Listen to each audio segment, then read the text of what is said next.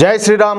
అందరికీ నమస్కారం. Welcome to news అఖండ. నేను మీ కస్తూరి శ్రీధర్. మిత్రులారా, మన శత్రు దేశమైనటువంటి పాకిస్తాన్ ఎవరిని టార్గెట్ చేసిందో తెలిసిన ఈ న్యూస్ చూడండి ఒకసారి. దీనమ్మ ఈ పాకిస్తాన్ ఎప్పుడు చూడండి ఈ మత కల్లోలాలు సృష్టించడం, మతాన్ని బట్టి మనుషులను వేరు చేయడం, మత విద్వేషాలు రెచ్చగొట్టడం, ఈ ఖలిస్తాన్ తీవ్రవాదాన్ని పెంచి పోషించడం, భారత్లోని ముస్లింలను మతం ఆధారంగా భారతదేశానికి వ్యతిరేకంగా తయారు చేయడం, ప్రతి విషయాన్ని కూడా మతం రంగు పూయడం అంటే నికృష్టపు వెదోపనులన్నీ కూడా చేస్తా ఉంటుంది. ఈ పాకిస్తాన్ చేతిలో ఉండేటటువంటి ఆయుధాలు రెండు. ఒకటి వచ్చేసి మతం, రెండోది వచ్చేసి తీవ్రవాదం. ఈ రెండింటిపైనే ఈ పాకిస్తాన్ ఆధారపడి బతుకుతుంది. సరే, ఇక న్యూస్ విషయానికి వస్తే, మన దేశంలోని పంజాబ్లో సిక్కులు ఎక్కువగా నివసిస్తూ ఉంటారు.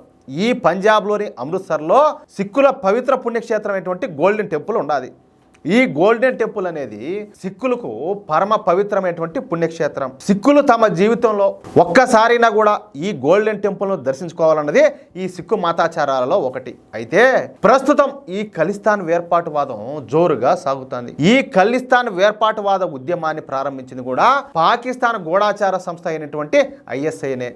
ఈ పాకిస్తాన్ ఐఎస్ఐ ఏజెంట్లు పంజాబ్లోని కొంతమంది గాలికి తిరిగే యువకులను పట్టుకొని వాళ్లకు డ్రగ్స్ ఇచ్చి, మత్తు పదార్థాలు, అదేవిధంగా అమ్మాయిలను అలవాటు చేసి వాళ్లకు ఈ ఖలిస్తాన్ భావజాలాన్ని నూరిపోసి వదిలిపెడతారనమాట. అంటే వాళ్ళ పిచ్చి కుక్కలను చేసి వదిలిపెడతారు. ఇక ఈ పిచ్చి కుక్కలా మారిపోయినటువంటి ఈ యువకులంతా పంజాబ్లో తిరుగుతా పంజాబ్ సిక్కులలో లేని ఖలిస్తాన్ వాదాన్ని తీసుకొచ్చి ఈ సిక్కులందరినీ కూడా రెచ్చగొడతా ఉంటారు. సరిగ్గా ఈ సమయంలోనే ఈ పెహల్గాంలో తీవ్రవాద ఘటన జరిగింది.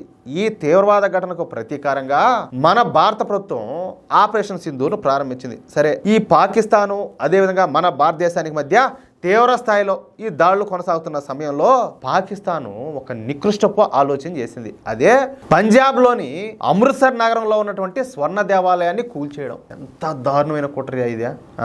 ఏంది ఇదంతా కూడా? ఆపరేషన్ సింధూర్ జరుగుతున్నప్పుడు మనకు పాకిస్తాన్లో ఏ లక్ష్యాలపైన దాడులు చేయాలో మనకు ఒక అవగాహన అయితే ఉన్నింది. కానీ పాకిస్తాన్కు భారత్లో ఏ లక్ష్యాలపైన దాడి చేయాలి అన్న అవగాహన ఎంత మాత్రం కూడా లేదు. ఎందుకంటే భారత్లో వాళ్ళలాగా తీవ్రవాద స్థావరాలు లేవు కదా, ఏమంటారా? దీంతో పాకిస్తాను భారతదేశంలోని ఈ స్వర్ణ దేవాలయాన్ని టార్గెట్గా పెట్టుకునింది. అయితే మనం చేపట్టినటువంటి ఈ ఆపరేషన్ సింధూర్ తర్వాత పాకిస్తాన్ మన పైన దాడులకు పాల్పడతాయని చెప్పేసి భారత్ అయితే అంచనా వేసింది.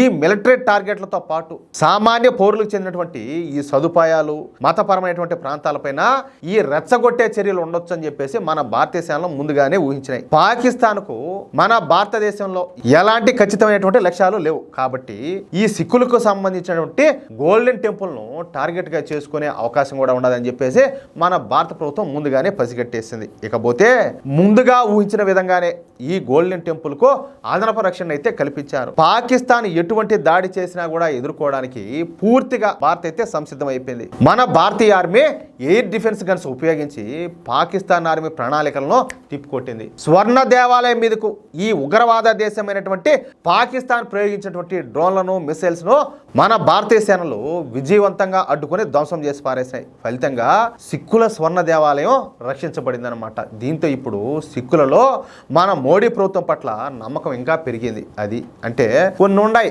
ఈ ఖలిస్తాన్ భావజాలను ఎక్కించుకొని వైరస్ ఎక్కించుకునేటో ఊగిపోయేవాళ్ళు కొంతమంది ఉన్నారు. వాళ్ళకు జరిగే శాస్త్రం వాళ్ళకు జరుగుతుంది. కానీ మోడీ ప్రభుత్వం పైన ఈ సిక్కు సోదరులో ఇంకొంత నమ్మకం కూడా పెరిగింది. పొరపాటున కనుక వాళ్ళు పెట్టిన టార్గెట్ అది ఏదైనా సక్సెస్ అయ్యి స్వర్ణ దేవాలయం మీద ఏదైనా దాడి కనుక జరిగి ఉంటే కావాలనే ఏది ఈ భారత ప్రభుత్వమే మోడీ ప్రభుత్వం ఈ మారి దాడి చేసింది స్వర్ణ దేవాలయం పైన అని చెప్పేసి తప్పుడు ప్రచారం చేద్దరు. వాళ్ళు చేసేటటువంటి తప్పుడు ప్రచారానికి మద్దతు పలికే వాళ్ళు కూడా ఇటు చాలా మంది ఉండిపోతారు.